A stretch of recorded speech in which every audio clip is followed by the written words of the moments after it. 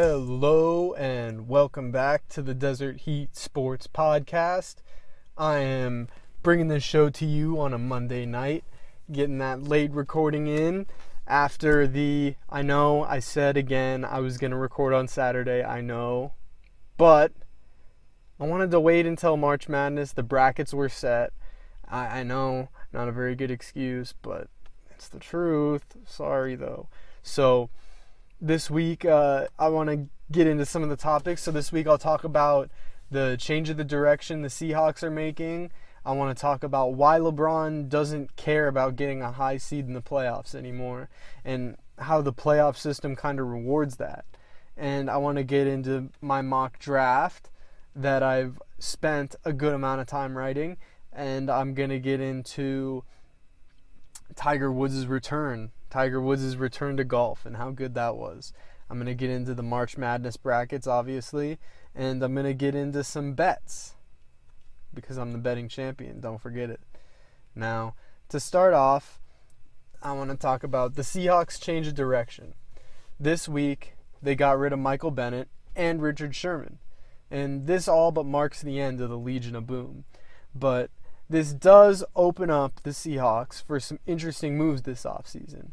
I think this not only gets rid of some huge locker room distractions with Michael Bennett constantly putting himself at the forefront of social justice movements, and I use movements very lightly, as he's better known for lying about the Las Vegas Police Department and trying to frame them as racist. And Richard Sherman, who has been rumored to be taking shots at Russell Wilson, and Russell Wilson, by the way, is the centerpiece of that team and has carried them far beyond what they should be. So, aside from getting rid of two big, old contracts and an annoying race-baiting liar and the guy who's been taking shots at their best player, they opened up a lot of space for the aforementioned best player. They need to aggressively go after a guard and tackle in free agency, along with drafting another pair even, because you can never have enough offensive line depth.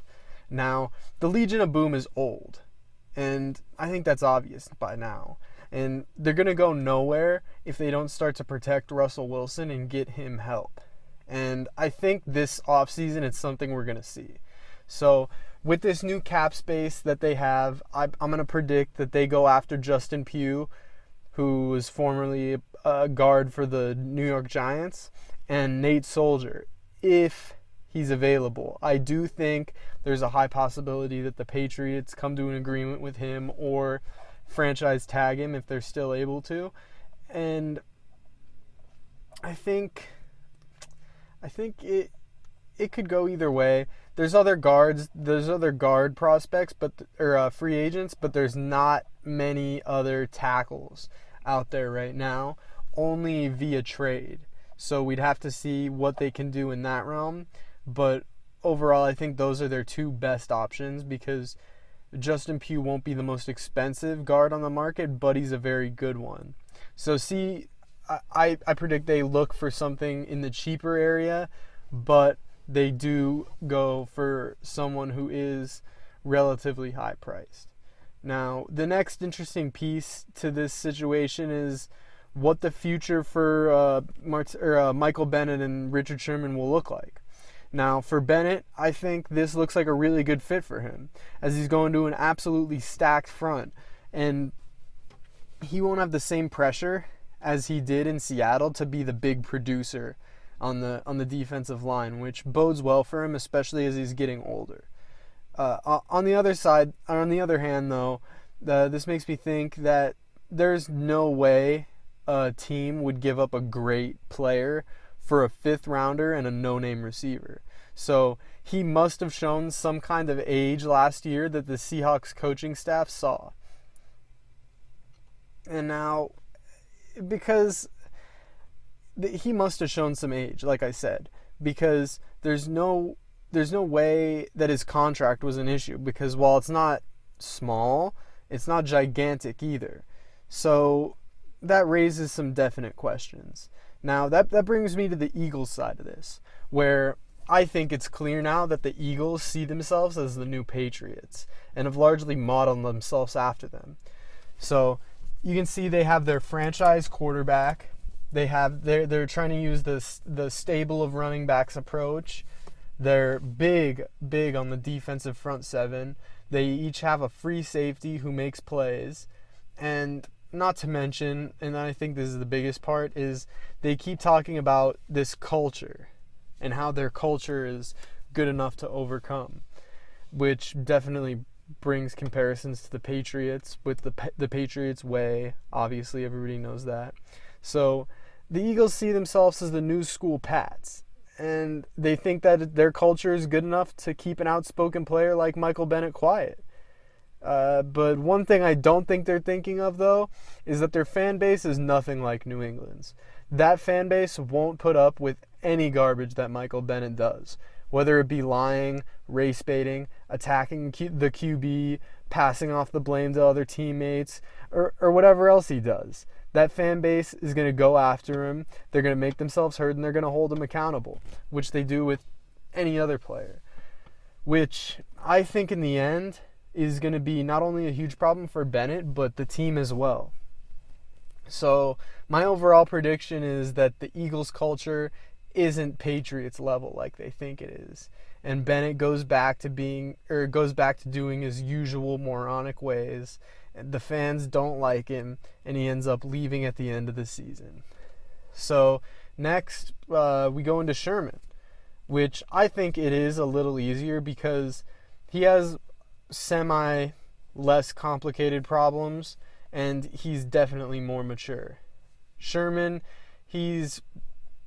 when I was thinking about this at first, I was thinking that they were going to create a super secondary, kind of like the one they did in Los Angeles with the Rams, but I'll get to that in a minute. I was thinking they would create a super secondary. They'd sign Talib after the Broncos released him, and they'd sign Sherman. Now I know I was wrong because Sherman signed with the 49ers, and I think that's a good fit. I think the 49ers, their plan is they're going to draft another young corner most likely because they want Sherman to be able to mentor him. And I think that'll bring up a good tandem for them in the secondary anyway, with a good veteran corner and a good young corner. But one thing I do find interesting, though, is that Richard Sherman did negotiate his own contract, which was kind of disastrous. From what I saw, at first everybody thought it was a great deal. He got I think 3 years, $39 million, so everybody was thinking he had $13 million per year. And then the details came out. He's really only getting like $4 million per year. Like $2 million signing bonus and $2 million base salary. And the rest is incentive based. So he has to either make a Pro Bowl and or make an All-Pro team each year to get the full amount of his contract. Now, he is betting on himself, which I guess, give him credit for that. He thinks he's good enough to do it, and let him do that. But that's a dangerous thing. You're playing with fire there when you do that, because he is coming off injury and he is getting older. So the likelihood that he's going to be able to produce like he did in the past goes way down. So I think he's risking a lot of money, and I think that's why the 49ers didn't want him to leave. They didn't want him to leave San Francisco because they knew that if he went somebody else, or if he went somewhere else, they might actually give him a real deal and not, bend him over the barrel and show him the 50 states, so to speak. But yeah, I don't think that was a very good deal for him, and I think players should not negotiate their own contracts, because every time they do, it's turned out pretty horribly. But next, that brings me into the Rams and the Rams secondary. What they did, I think, was awesome. They started out, they get Marcus Peters from the Chiefs for seemingly nothing. They gave him a fourth this year and a second next year. That's pretty good value on what could be the best young corner in the NFL. And then they follow that up by signing Sam Shields. And now Sam Shields is an under-the-radar signing, I know, because he's been out for like a year and a half, 2 years with concussions. but on the Packers, he was really, really good. And I think he'll still be able to compete at a similar level. Maybe not the full 100% level he was in his prime, but definitely at a similar level. And as a third cornerback, I think, well, what can go wrong? He's going to be great for the Rams, especially as a third corner. And then that brings me into, they went out and traded for Aqib Talib. I think that what they did in their secondary was great. They went out, they weren't afraid, they used draft picks. That brings me to a good point, though.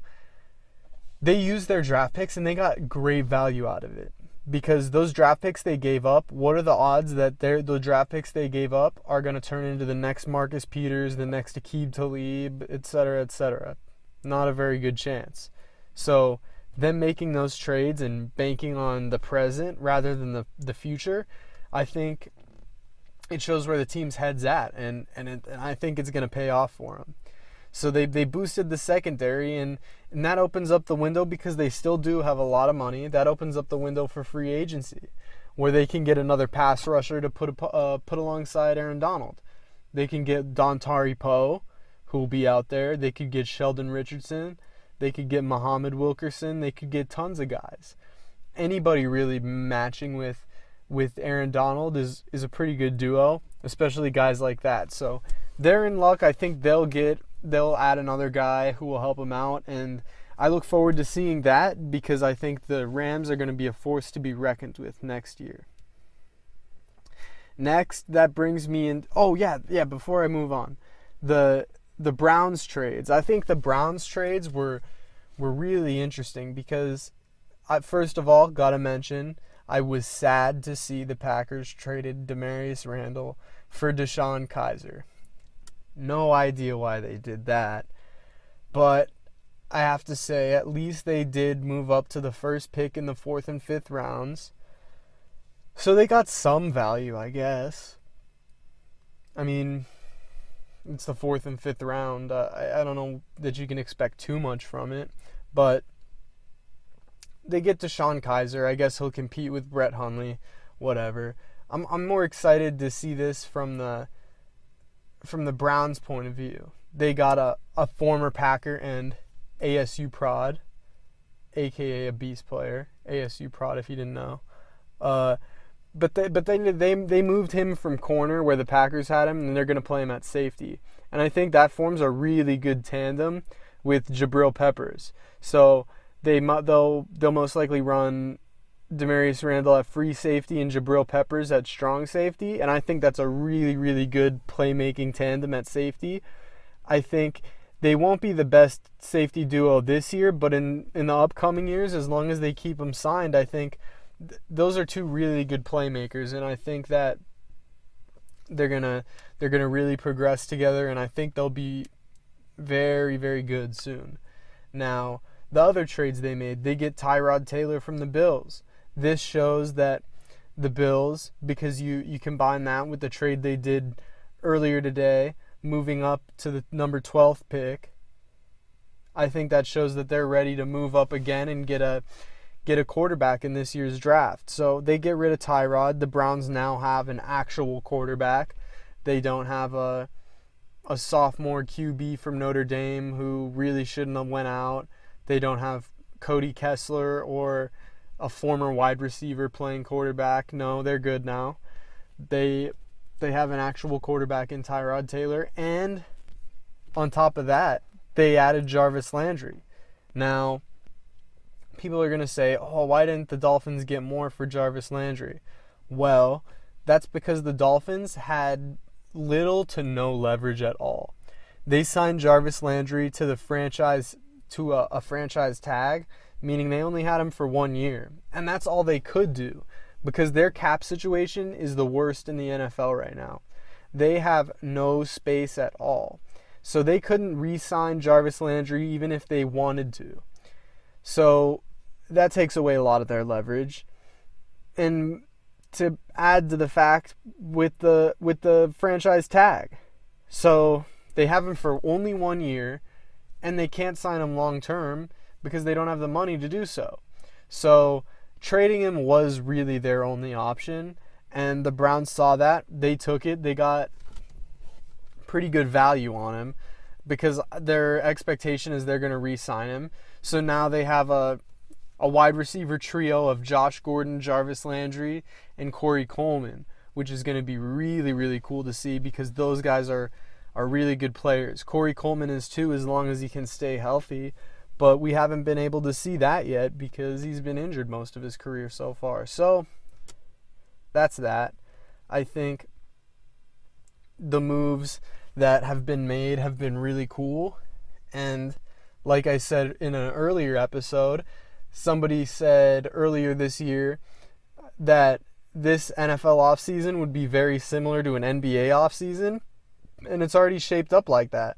You can already see, the trades going down. You're going to see some cool stuff in free agency in these upcoming days. So I'm excited. This is all newsworthy stuff. And to be honest, this offseason has got me kind of like, the meme with Dave Chappelle, and he's got he's got the white powder on his face, and it's like, oh, hey, you guys got any more of that? And you fill in the blank with whatever. And that's me, but with NFL free agency news. I'm ready for some NFL free agency news, and I can't get enough of it. So I'm excited for that. Next, now we're really moving on this time. Next, I want to get into the reason why LeBron doesn't really care about getting a high seed. Now, I don't know why I'm the only one who realizes LeBron doesn't care about having a high seed, and I know what you're thinking.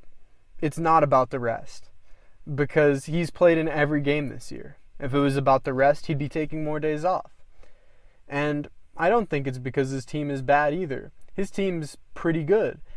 Sure, his team has injuries. That could be a contributing factor, definitely. But I think the main reason is because home court advantage in the NBA is completely overstated. Think about it. If you have home court advantage, you play 2 games at home, then 2 games on the road. Then you flip-flop the last 3 games home and a road as needed. So it's really easy to have home court advantage flipped on you. If you go into the other team's arena either tied 1-1 or down 2-0, you don't really have an advantage at all. You have a disadvantage. At 1-1, the series basically turns into a best-of-5 series with you only having 2 home games left while the other team has 3. And even worse at 2-0. So I think LeBron sees this and he knows how beatable that these Eastern Conference teams are, and sees a chance to flip home court on almost all of them, if not all of them. Especially if they drop lower than they already are, because if they do that, their progressive run or their playoff run will get progressively easier. Say they drop down to like a 7 seed, they're going to be playing the Celtics. So they take out the Celtics in the first round, then what do they have to see after that? So I think, and I mean even worse than that, worst case scenario, they get the 8th seed. They face the Raptors in the first round, and they most likely beat them. Then who's out there? I mean, the Celtics, I guess. I mean, they haven't been playing all that great. I don't know that they'll really put up that much of a fight. And it's not that I think that the Raptors aren't a high level of competition. I just think that there's a point to be made about the NBA playoff system and how really weird it is. Now, I know that the 2-3-2 wasn't good at all, because if you lose a home game, you're screwed. And I don't know if there's a way to fix the playoff system as it is now. One way you could do that is you could try it. Now, I am offering a solution to a problem, even though many people don't see the NBA playoff format as a problem. But if you do, this could be it. Now, you could try a 2-1-1, 2-1. This would only be for the conference playoffs. I think the way the playoffs are set up now, the way the games work for the finals, I think that's perfectly fine. But I think for the conference playoffs, a 2-1-1, 2-1 would work a lot better. So the higher seed gets 3 home games in the first 4 and 1 in the last 3. That one game being Game 7. Now, this format's way better than the 2-2-1-1-1 format they have now, because the higher seed gets the clear advantage and a clear reward for their wins. And the thing is, you will say, well, what happens if they lose some games? Well, I think it's even better that way, because it rewards the lower seeds on the back end if they're able to make a series out of it. So if you're a higher seed, you should be able to take out a team in 4 to 5 games that isn't as good as you. But if you're a lower team and you're able to make a series out of it, that shows some skill on your part, and you should be rewarded for that. And I think in the end, it would make the NBA playoffs, the conference playoffs, that is, a lot more interesting to watch. So, I don't know. That's an option we could do. I mean, everybody seems to want to change everything at this point in the NBA, so why not change the playoff system again? People want to make the playoffs like 1 through 16 the best records in the NBA. I mean, I guess that it doesn't really change anything much in the long run. The records are largely the same except for at the top in the West. So you don't need to change much in the NBA, but if you want to change something, this could be a start. This would be really fun to see. So, hey, become a truther. 2-1-1-2-1 system. Tell people about it, and tell them who told you about the 2-1-1-2-1 system. You know what? I think we'll just call it the King system, because that'll be a lot easier than saying 2-1-1-2-1. So, the King system, go by that. Tell them I said it. Next, this is going to be my favorite part of the podcast this time. It's my mock draft. So if I had a place to post my written ideas for this, it would be honestly a lot better and a lot easier for this type of thing. But at the time, I do not have anywhere to post it. I could post it on social media, but it's kind of just weird. Why would anybody care at social media? So for this, I'm going to do my predictions of the first 15 picks. And this draft is going to be assuming there will be no trades, which is almost, at this point especially, guaranteed to not happen. And also in this draft, I'm going to work under the assumption that Kirk Cousins signs with the Cardinals, which is where I think he's going to land. So, knowing those things, let's get started in my mock draft 1.0. So, number 1 overall, the Browns take Bradley Chubb. I think the Browns go with the top rusher, who will definitely not be there at number 4 if they decide to pick someone else. And they get Chubb, they pair him with Myles Garrett, the number 1 overall pick they took last year, and they create a deadly young pass rush duo. And honestly, when they both progress to their levels of talent that they could be at, I think they'll be borderline unstoppable, because they'll be extremely athletic and extremely young on the edge, which is pretty hard to come by. It's not even something that the Denver Broncos had when they were really, really good in 2015. They had good edge rushers, but DeMarcus Ware was old. He couldn't do it all. He wasn't that fast. Von Miller, he could, but DeMarcus Ware couldn't. But why don't they take Saquon Barkley? This is a question you might ask. So Barkley, I mean, yeah, sure, he's almost certainly a hit. But why take an RB 1 overall when you can get a running back later in the draft with similar that'll give you similar output? I mean, sure, it won't be like the exact same output. It'll be like 80 to 85% of the output, but you're using a lower pick and getting largely the same value out of it. And I especially don't think they do this because they like the running back they have now in Duke Johnson Jr. So, I don't know. I mean, plus there's really good running backs in this draft class. Nick Chubb and Sony Michel, I think, are really good young backs. And I just don't see them needing a really good running back at this point. So that brings me to the next pick. And with the second pick, the New York Giants will take Saquon Barkley. Now, this pick I think makes sense because reports are coming out that the Giants will not take a QB with their top pick. And I know, obviously, this could be a smokescreen, this could be a bluff, yada, yada, yada. I get it. But I think they know that Eli Manning works better with Odell, who they want to make their centerpiece, which, by the way, I'll get into later what he did this past week, which was really dumb. But they want to pair him. They can create a real deadly trio in their offense with Eli, Saquon, and Odell. So if they don't take a QB like they're saying, I think they probably should. If they don't do that, they need to take the best player available. And that's Saquon Barkley.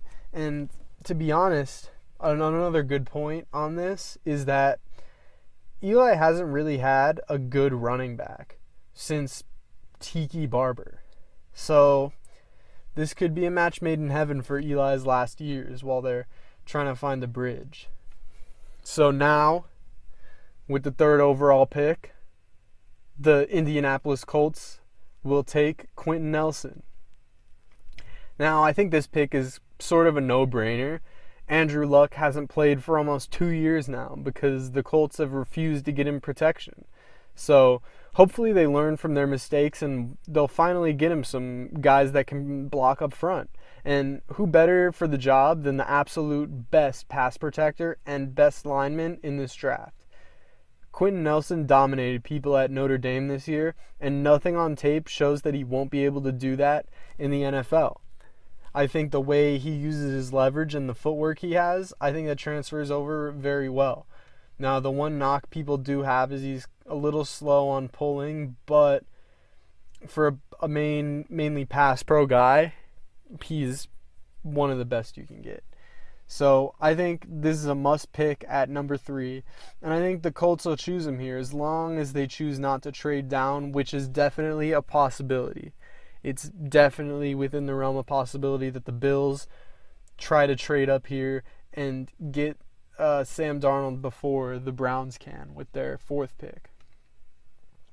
So obviously I kind of just teased it, brought it in, but with the 4th overall pick, I think the Cleveland Browns take Sam Darnold.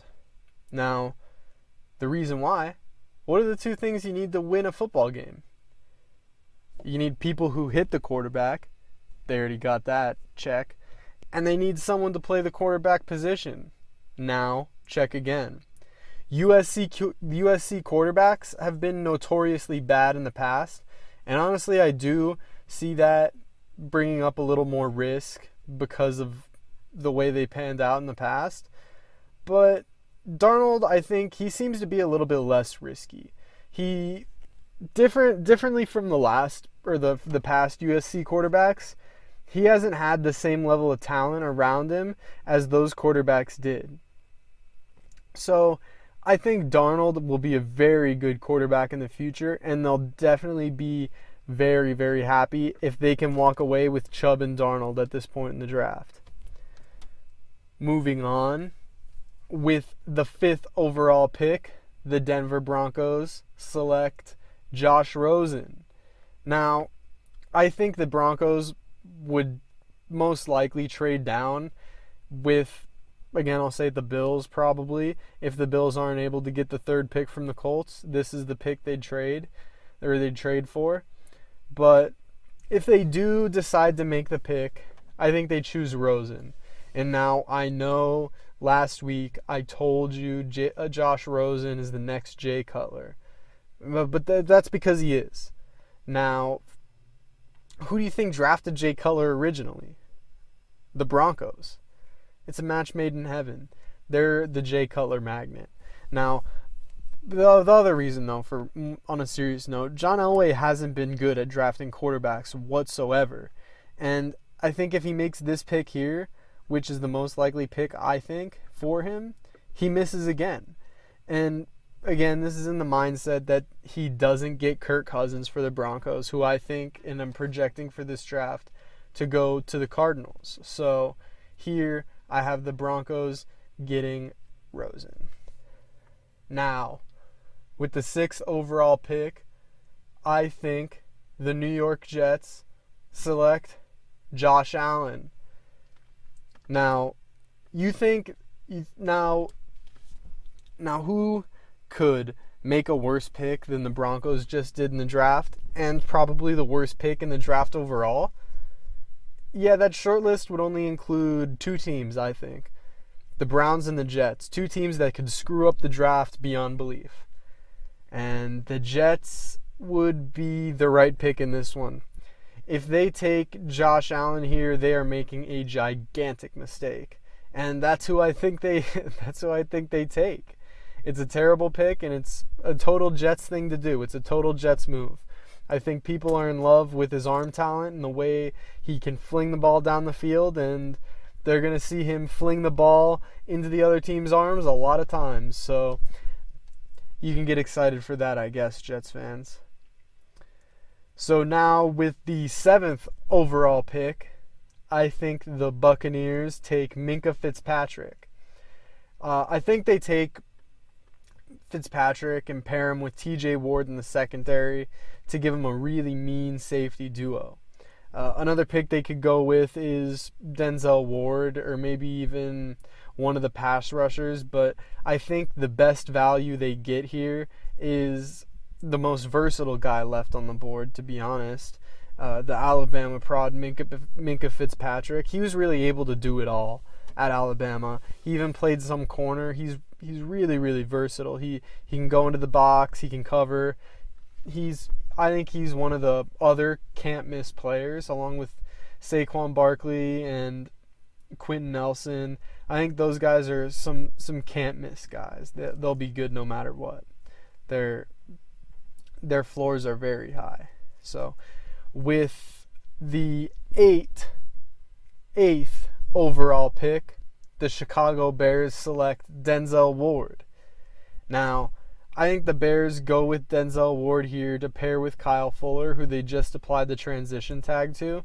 He's another athletic lockdown corner who will really, really help them, especially now in their division full of passers.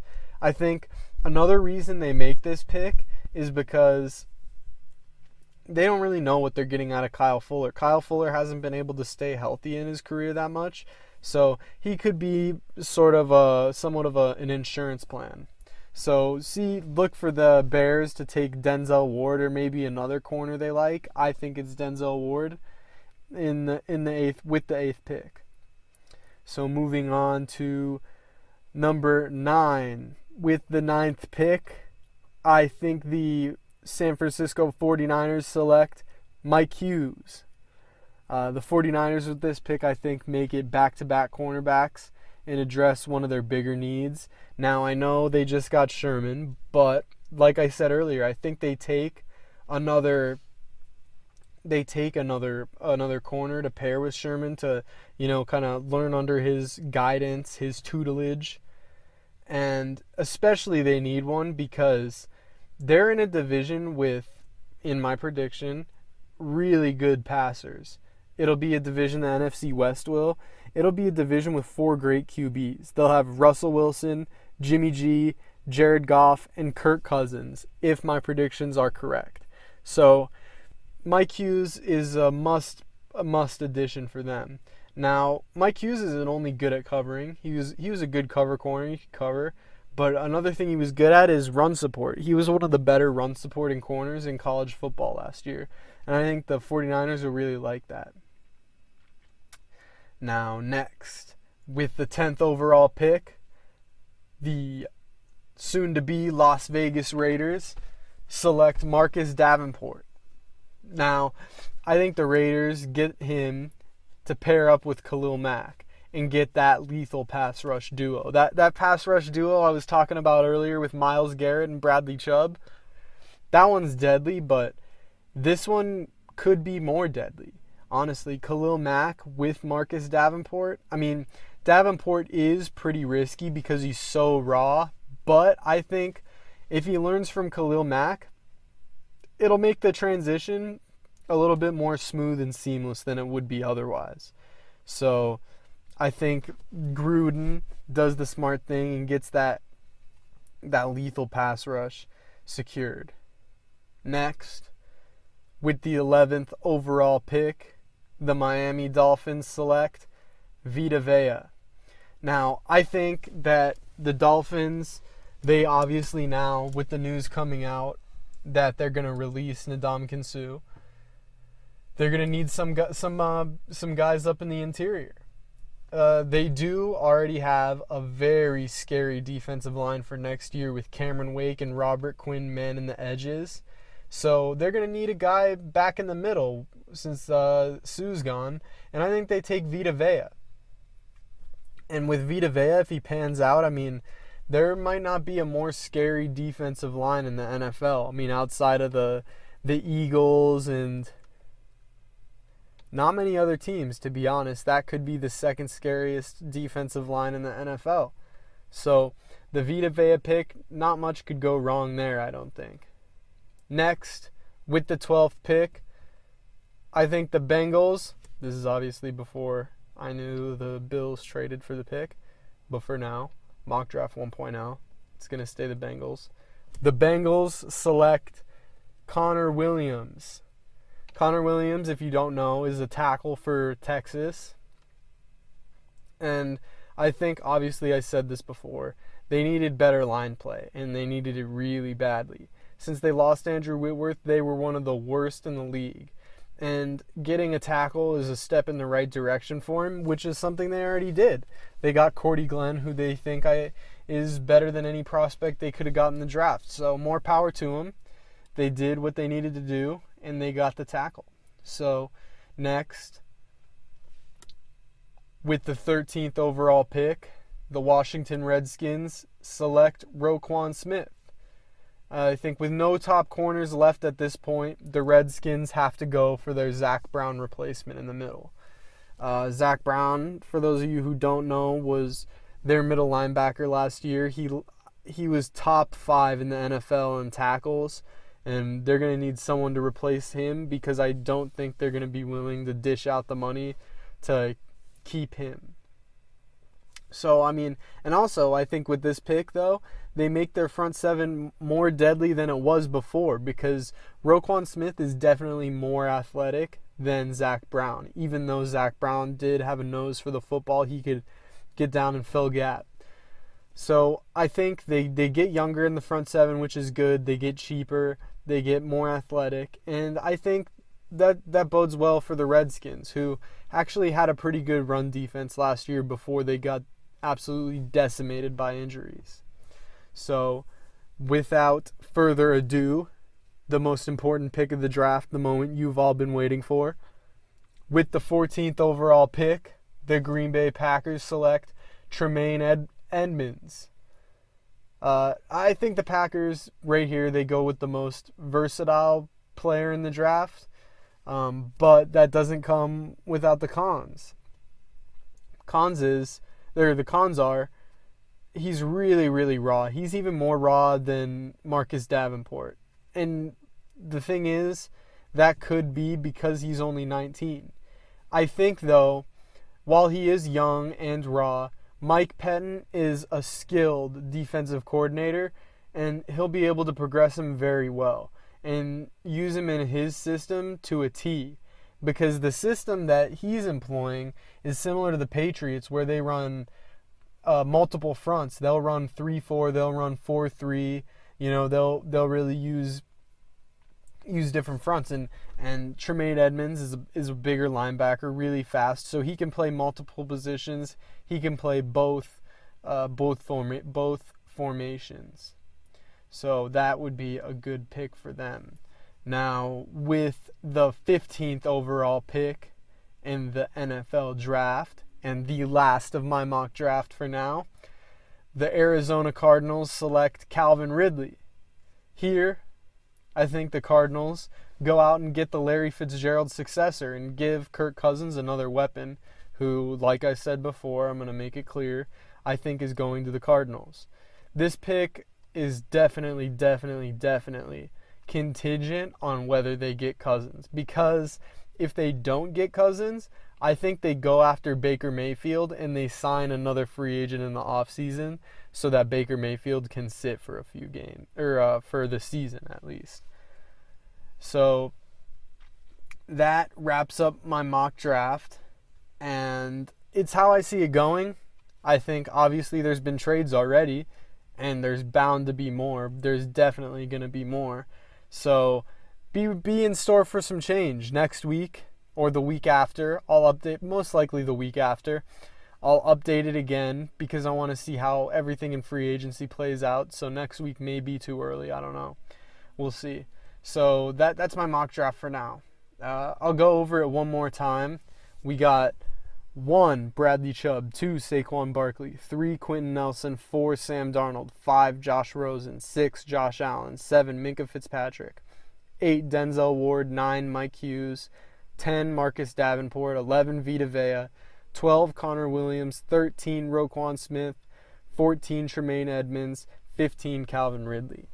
That is the overview of my mock draft, and I hope you liked it. So next, I want to get into something I really liked this weekend, which was the PGA Tour. Tiger Woods is back. Tiger Woods is back and playing golf. And you know what I did for the first time ever? I turned on golf. I sat out and I watched golf with my grandpa, and it was actually pretty fun. I don't know if they changed the way the Golf Channel is set up, or the way it runs, but that was way higher pace than I thought it would be. I don't know why, I always had the thought that golf is super slow paced and it takes forever for it to get done. But when I was watching that thing went by in a flash. Like it was just kept going and going and going. You kept seeing people making their shots and all that. I really liked that.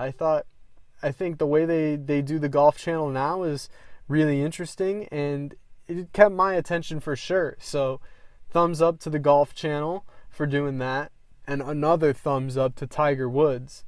Now, even though Tiger Woods got second, I think he could have definitely got first.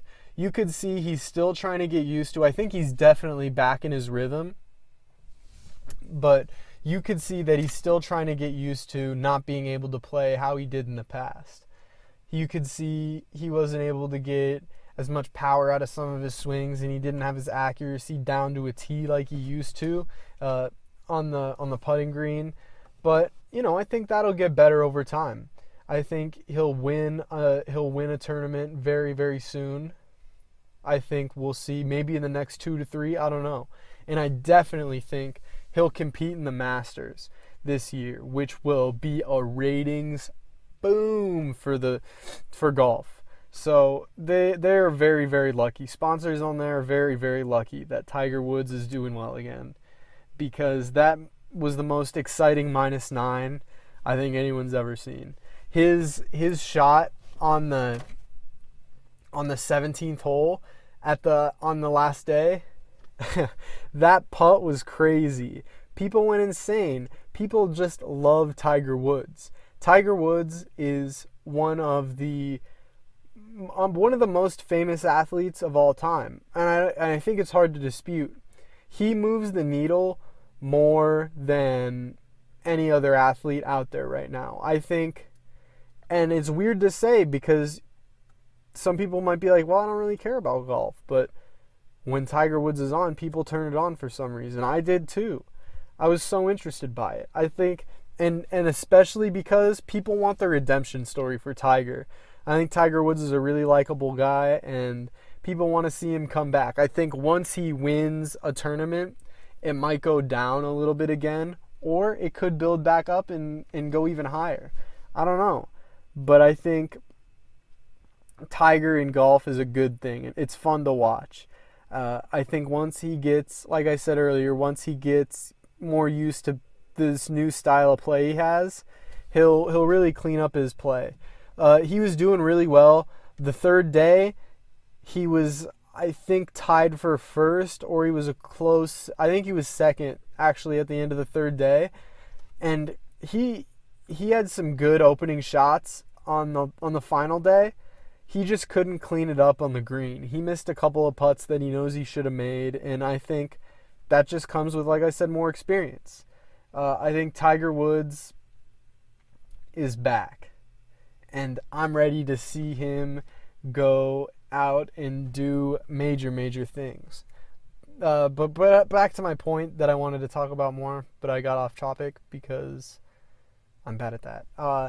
No, like I was saying though, he moves the needle in sports like no other athlete does. You compare it to LeBron James, you compare it to Conor McGregor even. I think that Tiger Woods is one of the most influential viewing-wise athletes in the world right now, if not the most. I think the only ones that contend with him could be soccer stars like Ronaldo and Messi. Obviously, it's not even close with those guys. Those guys are famous across the world. Those guys can bring people no matter what. But I'm talking about straight American sports. Now, Conor McGregor does count in American sports because he fights for UFC, which is an American sport. So, I think if I had to rank it right now, I would say 1 would be Tiger Woods, 2 would be Conor McGregor, 3 would be LeBron James, and after that, to be honest, you can't even have anyone fill the 4th slot because no one comes close after that. I think the next closest would probably be Tom Brady. Then the next closest after that would be maybe Steph Curry, maybe Kevin Durant, maybe. I don't know. But Tiger Woods is definitely in first place. And you could tell that from the Twitter mentions. You could tell that from, they posted the ratings for the tournament. And that wasn't a big name tournament, by the way. That was the Valspar Open. Who watches that? They just got lucky that Tiger was on that and doing well. I like that. I think that was a lot of fun, though. Next, I want to get into March Madness. March Madness, what I was waiting for to make the show. The brackets came out yesterday, and there is one thing. A lot of people were complaining about the snubs, blah, blah, blah.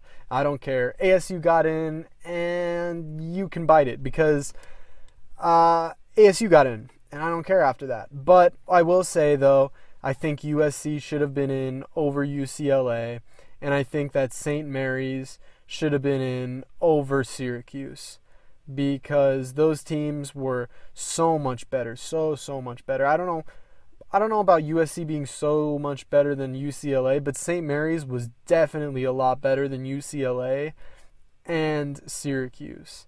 So I don't know what they were thinking with those two, but it is what it is. If you wanted to be in the tournament, you should have played better during the year. So I don't feel bad for you. You didn't make it. Sorry, play better during the year. Lose less games. You'll definitely make it in for sure if you lose less games. It's not the committee's fault for not choosing you when you didn't make it clear that you should be in the tournament, okay?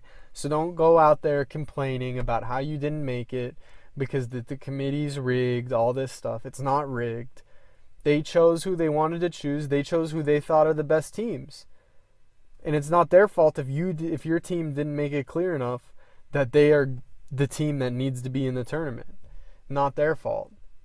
So you can complain about your team not getting in, but you got to remember they got to play better. So like I was saying, ASU's in the tournament and I'm excited. They play Syracuse.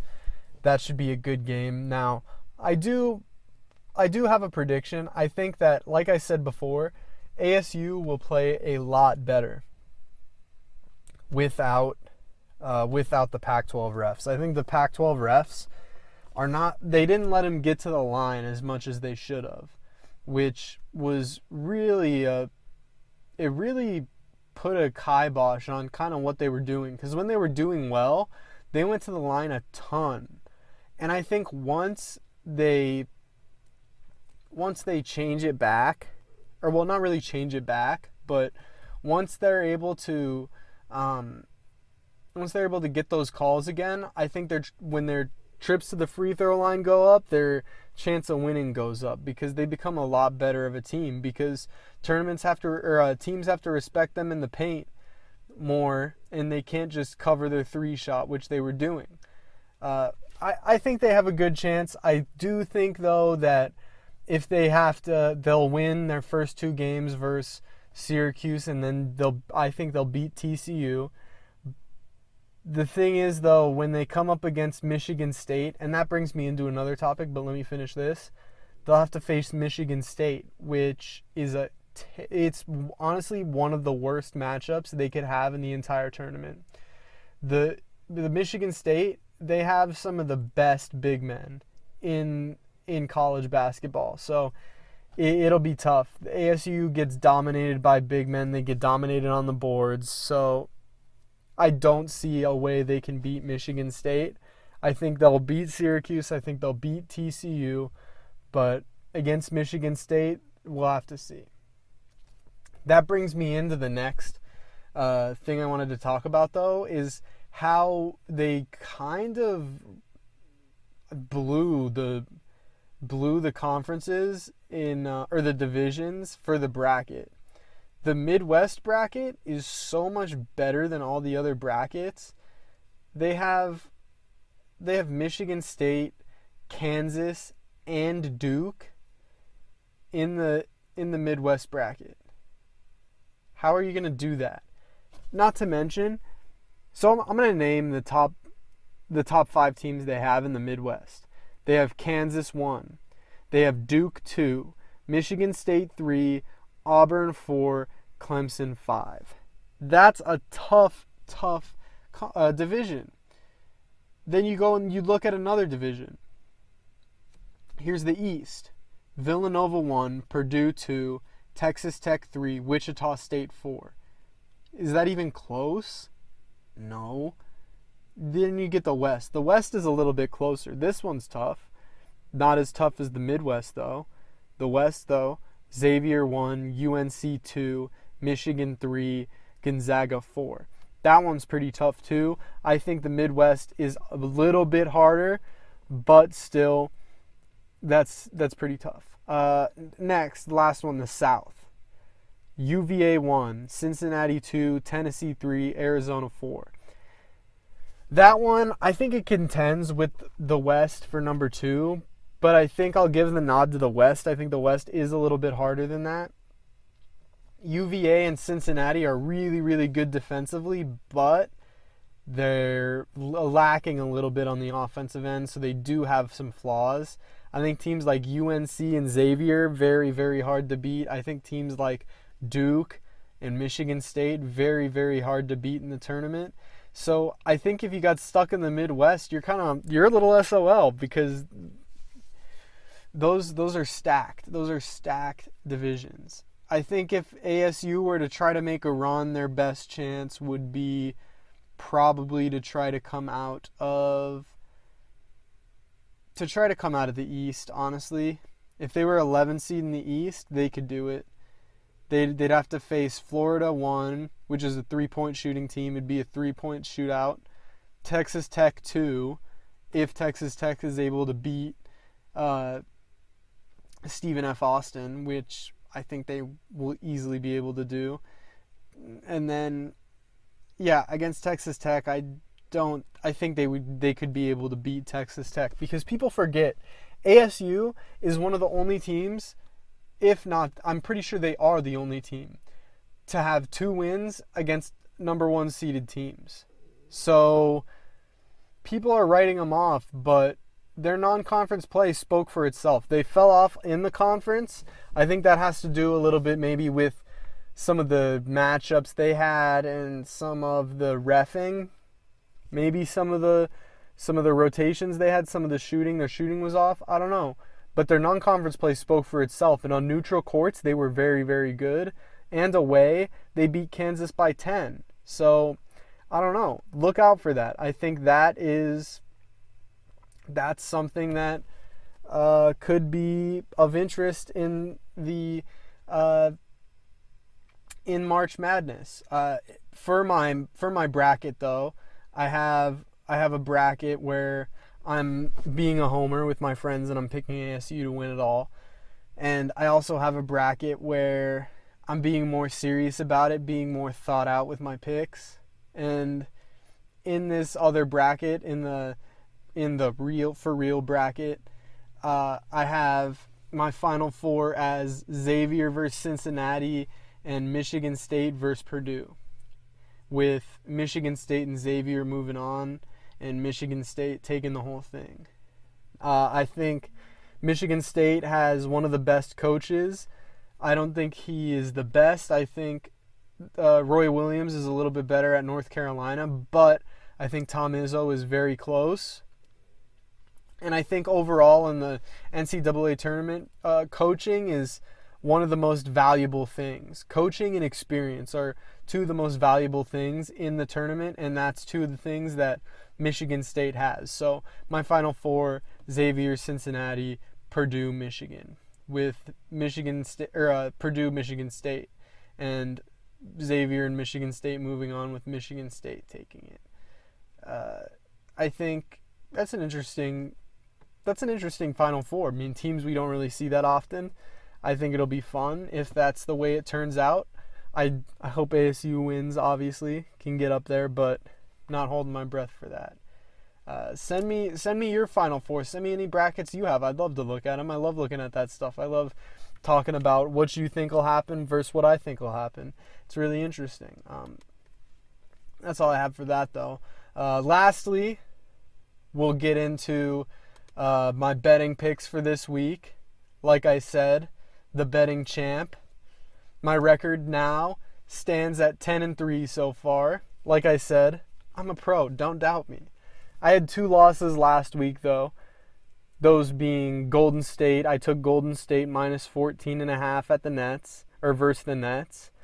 And I took Denver, who completely got owned by the Mavericks, which was just weird. You can almost write that off, to be honest, because it's just a weird game. But anyway, this week my picks are going to be for March 13th, Tuesday, March 13th, if you'd like to make bets on those.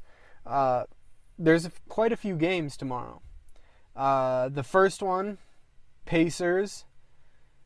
We have the Pacers versus the 76ers. So the Pacers are plus 5.5 at the 76ers. I will take the Pacers to cover plus 5.5 at the 76ers. Next, we have Minnesota plus 4.5 at Washington. I will again take Minnesota to cover, and I'll take Minnesota to win outright plus 4.5 against Washington. Next, Dallas minus 1.5 versus the Knicks. This one's a little tougher, but I think in New York, the Knicks are able to cover, if not just win outright. Give me the Knicks plus 1.5. Next game, we have the Oklahoma City Thunder minus 9.5 at Atlanta. Now, Atlanta's been playing terrible. They are in definite tank mode. I'm pretty sure I saw earlier today somewhere Kent Bazemore is out for the year with a bruised knee. If that doesn't make it obvious, I don't know what will. They're tanking. So give me Oklahoma City minus 9.5. Next game, we have Toronto minus 9.5 at Brooklyn. Give me Toronto again. Give me the favorite in this one again. Minus 9.5. I'll take them to cover. Their bench is really deep. To be honest, their bench could probably compete with Brooklyn starters. So I will take that bet all day. Next game, we have Charlotte at New Orleans. And this one's a weird spread. We got Charlotte's plus 4.5. You'd think it would be a bigger spread given how good the Pelicans have been recently. So Definitely give me the Pelicans minus 4.5. I like them to cover the spread. I mean, I'd take them to win by probably like 7 or 8. So give me the Pelicans minus 4.5. Next game, we got the Clippers at the Bulls. The Clippers will be minus 5 points at the Bulls. And I like the Clippers again in this one. Give me the Clippers minus 5. They'll definitely cover. The Bulls, just like the Hawks, just like the Suns, just like the Grizzlies, name any team at the bottom, they're in tank mode. So give me the Clippers to cover minus 5. Next game, Orlando Magic plus 9.5 at San Antonio. This is a tough one because, while yes, San Antonio is a good team, they've been playing like trash. And I'm pretty sure the last time they played Orlando, they lost. Or it was like a really, really close game where they had to come back at the end. I can't remember off the top of my head, but I know that doesn't bode well for them. It's tough because you don't know what Orlando team you're getting in a given night. But I will take Orlando plus 9.5 to cover the spread. So next, we're down to the final 3 games. So next, we got Detroit at Utah. We got the Pistons plus 7.5. I like the Jazz in this one, minus 7.5. The Jazz are playing really well lately, and they have a lot to play for right now because they're in the battle for one of those last playoff spots in the West. So give me the Jazz minus 7.5.